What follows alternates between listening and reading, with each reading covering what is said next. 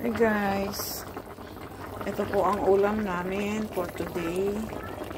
Ayan, ganito lang po mabibidyohan kasi luto na. Pinatikim sa akin ni Modesto, hindi niya ako tinawag para i-video. So luto na siya.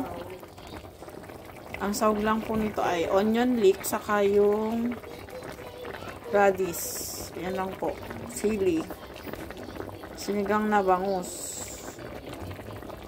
Yan.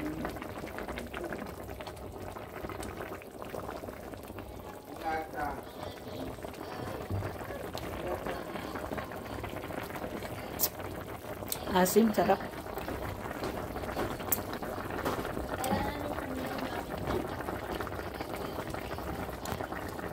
Ang sarap-sarap nito, guys.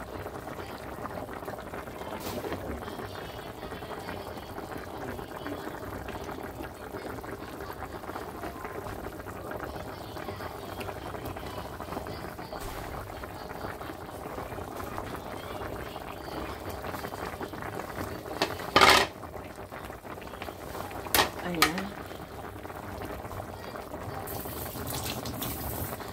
Meron pa pala guys ilalagay.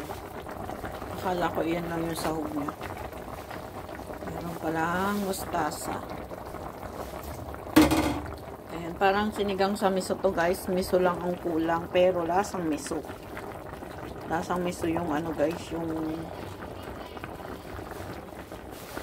yung sabaw kasi mustasa. Mustasa po talaga ang nilalagay sa miso.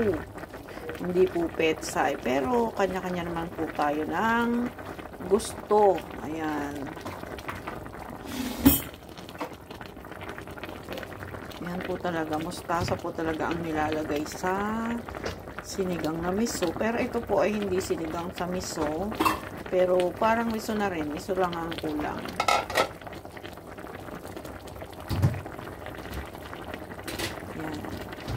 Po ay sinigang, parang sinigang sa miso nga po.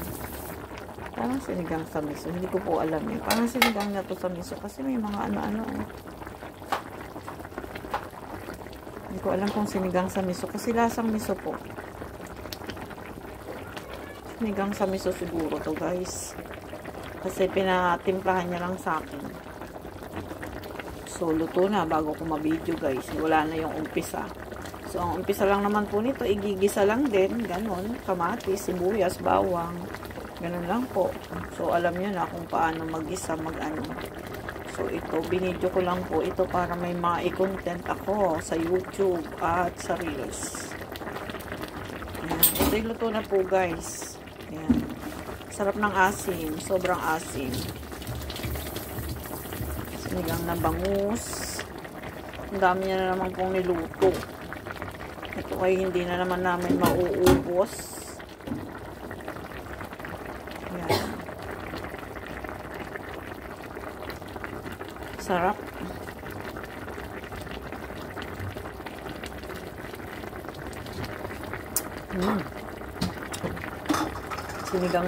Sinigang sa miso nga po ito siguro. Kasi lasang-lasa miso. Tsaka may mga ano-ano. Ayan, i-video ko po ito para may pang-upload ako. Ayan, kahit luto na siya, ay i-video ko po.